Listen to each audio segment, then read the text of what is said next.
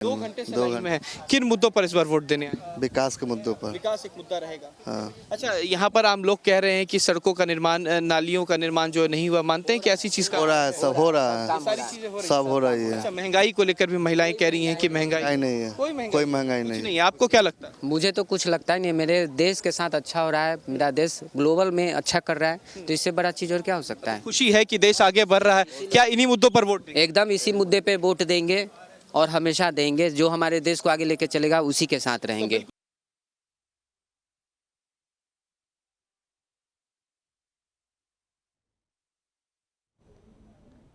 तो देखिए, हाजीपुर से आपने सुना, हमारे संवाददाता ने लोगों के मन की बात जानने की कोशिश की और ज्यादा जानकारी के लिए देखिए 5 सीटों पर जहां वोटिंग चल रही है, तो वहीं ज्यादा जानकारी के लिए हमारे साथ हमारे संवाददाता विकास ओझा भी हमारे साथ जुड़ गए और उनके पास के चुनावी जो समीकरण है किस तरीके से वो इसको देखते हैं ये भी समझने की कोशिश करेंगे। विकास, आपके पास आते हुए देखिए सवाल ये कि 5 सीटों पर वोटिंग जारी है और ऐसे में हाजीपुर और बात करें अगर साथ ही साथ सारण सीट की, फिर चाहे वो मुजफ्फरपुर की बात हो, तमाम अगर ये जो सीटें कहीं ना कहीं मुकाबला कड़ा होता नजर आ रहा है और कैसे इसको आप देख रहे हैं। और कई प्रतिद्वंदी तो ऐसे हैं जिनकी साख कहीं ना कहीं आज दांव पर लगी, फिर चाहे वो लालू यादव की बेटी रोहिणी आचार्य हो या फिर चिराग पासवान हो। कड़ा मुकाबला, कड़े प्रतिद्वंदी के बीच और आज हो रही वोटिंग, क्या कुछ समीकरण आप यहां पर देख पा रहे हैं? जी बिल्कुल अंकुर, देखिए जहां तक सारण सीट की बात है तो वहां पर लालू यादव की बेटी रोहिणी आचार्य की साख दांव पर है।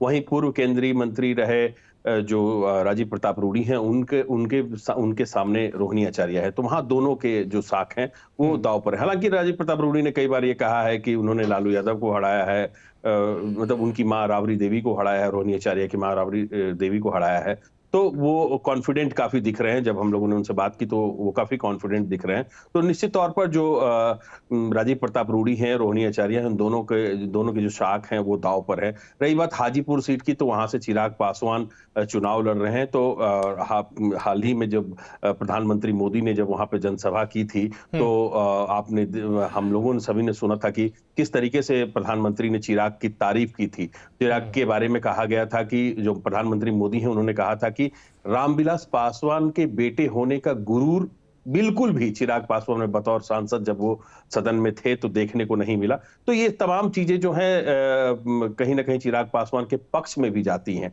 तो कुल मिलाकर जो मधुबनी हो, सारण हो, मुजफ्फरपुर हो या हाजीपुर हो, इन तमाम सीटों पर जो मुकाबला है वो कड़ा है। चूंकि बिहार में जातिगत आधार पर वोटिंग होती है और इससे नकारा नहीं जा सकता है कि जिस कास्ट के वोटर्स होते हैं उस कास्ट के जो है कैंडिडेट्स वहां पर दिए जाते हैं, चाहे किसी भी पार्टी के हो वो।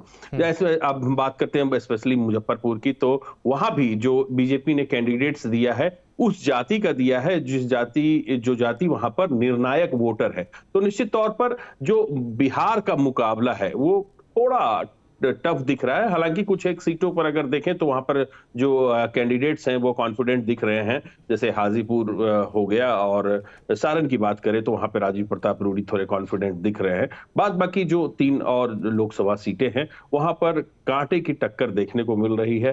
क्योंकि जातिगत आधार पर वोटिंग होनी है तो जिसकी जितनी जातियों की संख्या है वोटर जो है वो निर्णायक वोटर होता है। जी विकास, बयानबाजी का असर आप कितना मानते हैं जनता के बीच पड़ता है? देखिए, पीएम का जिक्र आपने किया और उन्होंने कहा कि उन्होंने चिराग पासवान की तारीफ की थी और ऐसे में लगातार हम देखते हैं जुबानी हमले एक दूसरे पर पार्टियां करते हुए नजर आती हैं। अगर हम आज की बाइट की बात करें तो चिराग पासवान मीडिया के सामने आते हैं और उन्होंने कहा